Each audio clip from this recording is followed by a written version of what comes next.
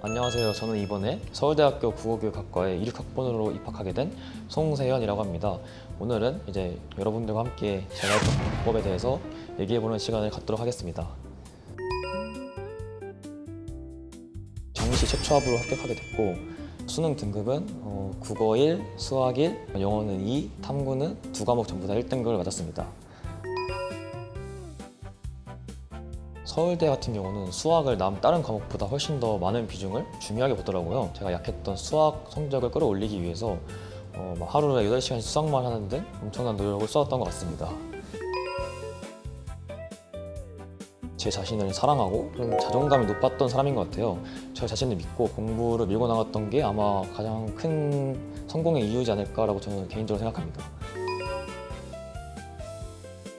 모두가 공통점을 갖고 있는 게 성실함. 다들 성실했다. 할 일을 미루지 않았다. 하기 싫으면 이겨내고 꿋꿋하게 자신이 할 것을 좀 꿋꿋이 했던 친구들이 많더라고요. 저는 가능하다고 생각합니다. 정치학업 같은 경우 저는 단순 수능 공부 때문이 아닌 뭔가 공부를 하면서 지식을 얻는다는 느낌으로 저는 즐겁게 공부했기 때문에 저는 충분히 공부가 재밌다는 말이 가능하다고 생각합니다. 제가 실제로 겪어봤던 입장으로서 노력으로도 충분히 재능을 이길 수 있다고 생각을 하고요. 자신이 조금만 할 수 있다는 생각을 가지면 재능보다는 노력으로도 저는 충분히 고득점할 수 있다고 생각합니다. 개념이 온전치 못하면 나중에 문제풀이에서 와르르 무너지는 순간이 무조건 나오기 때문에 개념을 확실히 꼼꼼히 잡고 가는 게 훨씬 중요하다고 생각합니다.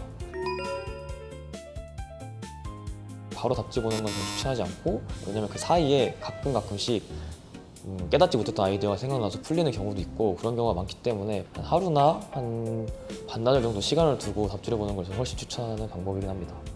공부라는 게 편하면 안 되거든요. 항상 머리가 아프고 스트레스를 받고 짜증나야지 공부가 된다고 생각하는데 어려운 문제 푸는 거를 무서워하지 말고 자신 있게 도전하면서 뭘 틀리면서 크는 거거든요.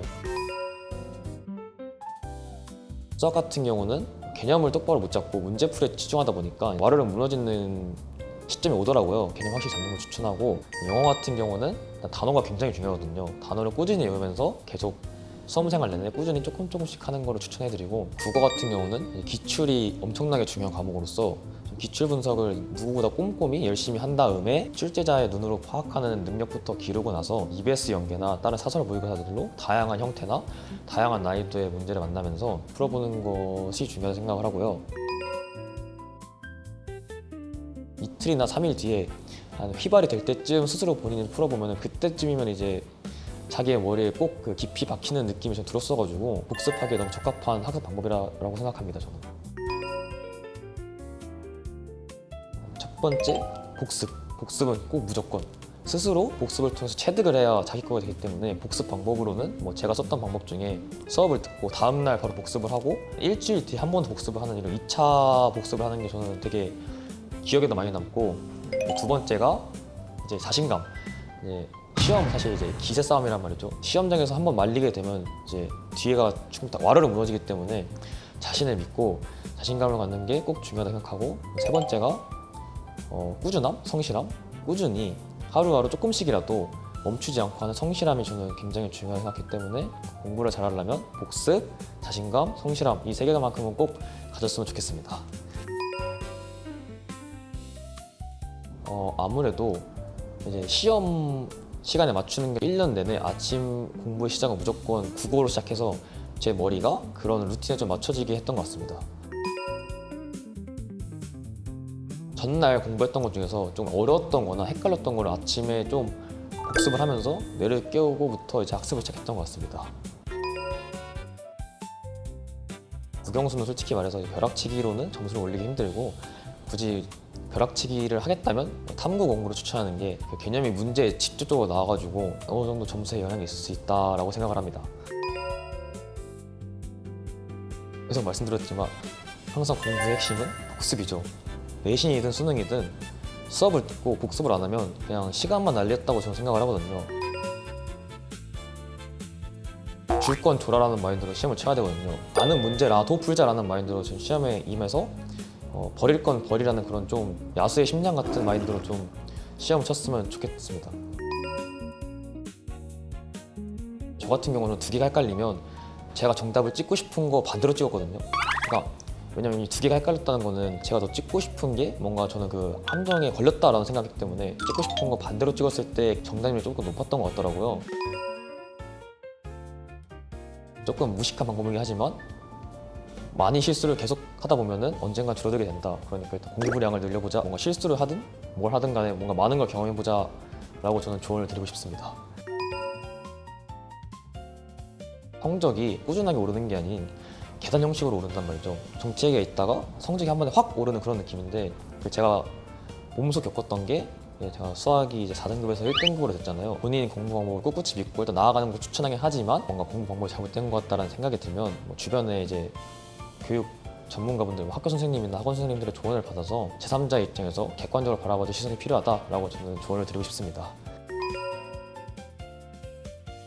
불안한 마음에 계속 책상에 앉아 있었는데 그러면 오히려 더 우울해지고 공부는 공부대로 안 되고 슬럼프가 더 심해지는 느낌이 들더라고요. 쉬는 것도 저는 학습의 일종이라 생각하거든요. 마음 편히 하루 정도는 쉬어도 아무런 성적에 지장이 없으니까 좀 편한 마음을 갖고 쉬었으면 좋겠습니다. 동기들이랑 공통점이라고 할 수 있는 게 그냥 뭔가 공부를 할 때 무념무상의 마인드로 그냥 꾸준히 뭔가를 계속 하는 친구들이 나중에 성적이 꽤 올라가더라고요.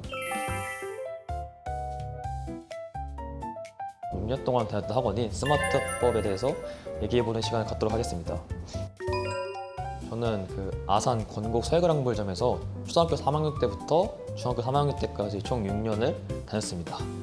아무래도 초등학교 3학년이면 이제 한창 학습 방법을 잡아갈 시기인데 그 당시에 스마트법 수학을 다니면서 전반적인 수학 공부 방식의 틀을 잡혔다고 해야 되나? 뭔가 개념을 학습하고 그에 관련된 문제를 풀고 다음에 테스트를 보는 이런 3단계 구조를 그때 제가 몸을 학습을 했고 상방으로 질문도 하고 내가 그 질문에 대한 답변을 하면서 뭔가 제가 개념에 대해서 좀 더 깊숙이 생각할 수 있고 그때 뭔가 수학에 대한 흥미를 좀 느꼈고 그때 바탕으로 했던 깊은 이해가 지금까지 공부해온 것에 영향을 주면서 1등급을 맞을 수 있게 되는 그런 기초, 뭔가 태반이 되었다고 생각을 합니다.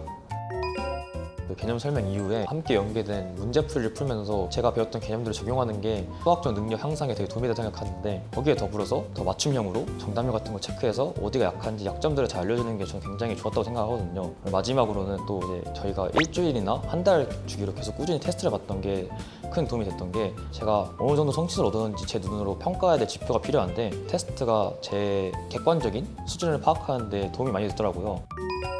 굉장히 다 되게 가족 같으시고 부모님 같은 그런 따뜻한 마음으로 커뮤니케이션 하시고 뭐 위로해 주시고 격려 같은 것이 저는 되게 공부하는 데 큰 도움이 됐던 것 같거든요. 탄탄한 커리큘럼도 중요하지만 뭐 선생님들과 학생 간의 그런 이런 유대감 그런 것도 되게 좋았다고 생각합니다.